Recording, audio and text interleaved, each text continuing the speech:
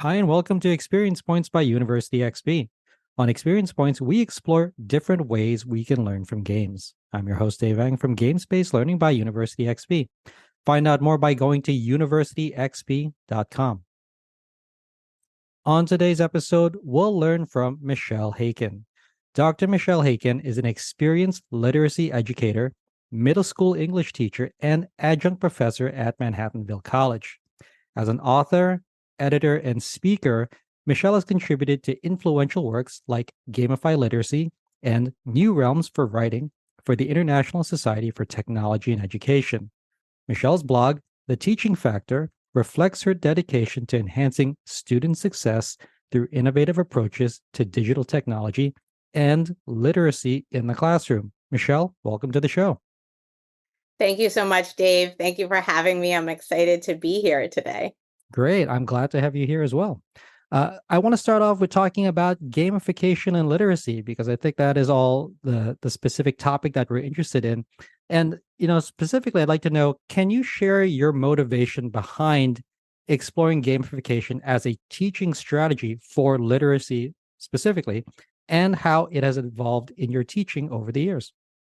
Well, when I first heard about gamification, I was at an educational conference in Connecticut. And I wasn't like looking for it. I wasn't at a point in my teaching career where I was like, I need something new. I stumbled into a conversation and a discussion that just completely transformed my whole thinking about teaching in the classroom, especially with my middle school students. Mm-hmm. And I just was enamored and engaged. And I thought to myself, how do I bring this into my classroom? How could I really inspire my students? Mm-hmm. And I brought it back into my classroom. I actually talked to a few of my students who I knew were big gamers to Mm-hmm. say, hey, I looked at this platform. At that platform was Classcraft. Mm-hmm. And I said, I'd love to try this out. And it was sort of the spring. Mm-hmm. And so we'd been together with the students for a while, and they were like, "Yeah, sure, give us a day or two, and we'll come back." Mm-hmm. And these two students basically sat after school with me for Mm-hmm. more than a week, and they're like, "This is so cool. This is Mm-hmm. how to set it up," and really taught me when I gave them that invitation. And after that, once I saw the buy-in from so many students, and Mm-hmm. even students that weren't typically like really strong English students in my classroom, but were Mm-hmm. just great gamers, when they saw the ideas mashed together, it drove my interest even more. And I started finding learning networks more about gamification, Mm-hmm. reading as much as I could on gamification, Mm-hmm. and really trying to figure out and adapt Mm-hmm. what I was seeing to utilize in my classroom.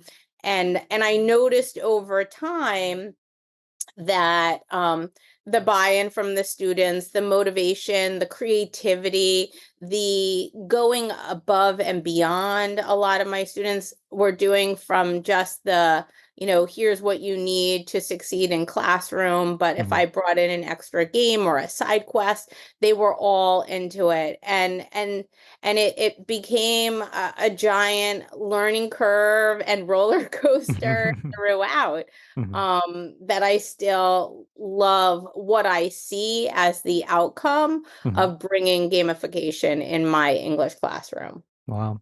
And you brought up a lot of really great points there, but do you happen to remember, was there any particular aspect to using gamification in the classroom that your students were attracted to? Once, so I think there were a few Mm-hmm. elements that they were really attracted to. Mm-hmm. One, I'd say the team aspect of it, putting them in teams, Mm-hmm. giving them ownership of their teams, what Mm-hmm. their team was called, Yeah. uh, doing weekly challenges as a team, but then also realizing that there was an individual Mm-hmm. aspect of it to earn as many points as they wanted and go above and beyond their team Mm-hmm. and work collaboratively with their team. Mm-hmm.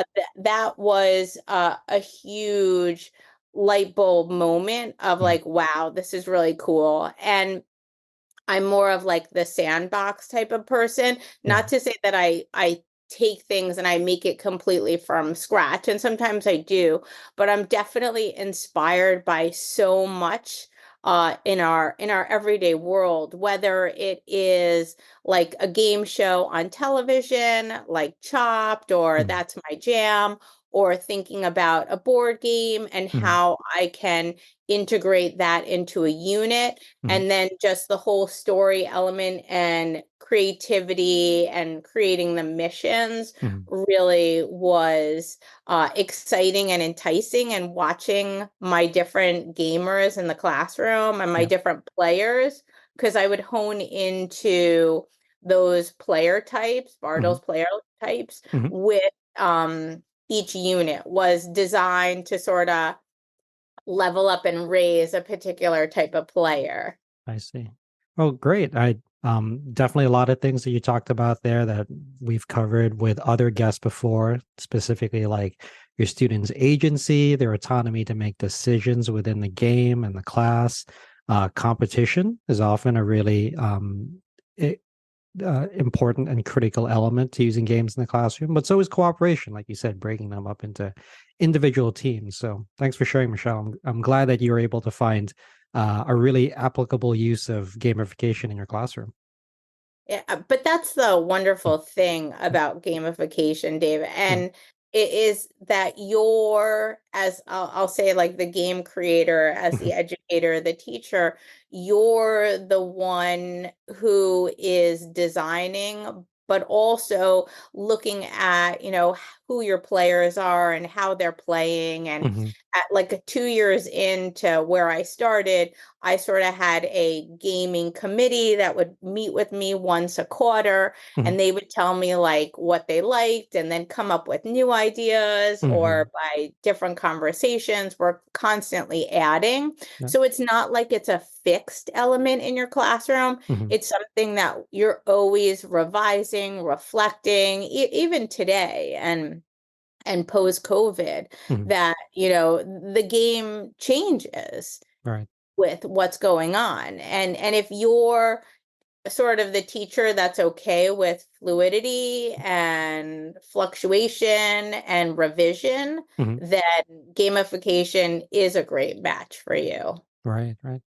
And I think that is a really good segue into our second question, because obviously, Michelle, you are no newcomer to using gamification and games in the classrooms. I want to talk about Gamify Literacy, which is your book, and it emphasizes the use of gaming techniques to enhance literacy and content learning. So, can you provide an example or case study where gamification had a particularly notable impact on student engagement and achievement? Like if you have a specific expert or excerpt or example from the book that you could talk about?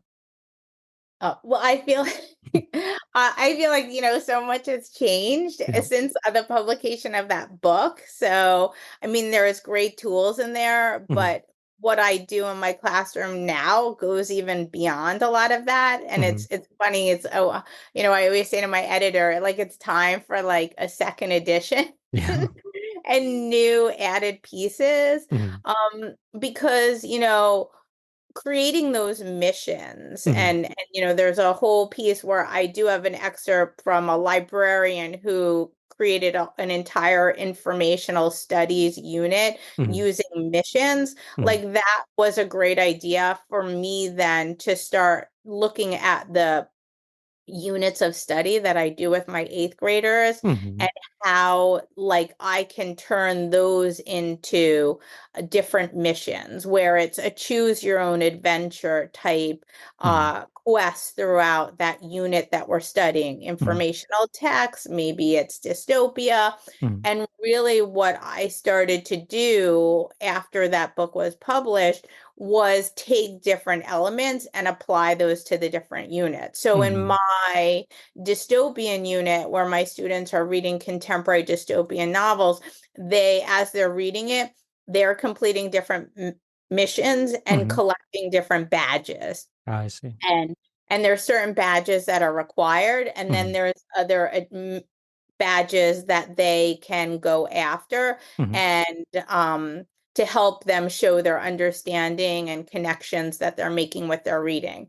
Other missions are more point-based, Mhm. so that it really helps, how they're, again, it's like a choose your own adventure where there are Mhm. some required stops along the way, and others where it's more like, hey, you can go this route or you can go this route, Mhm. and it's going to bring you back to the same skill.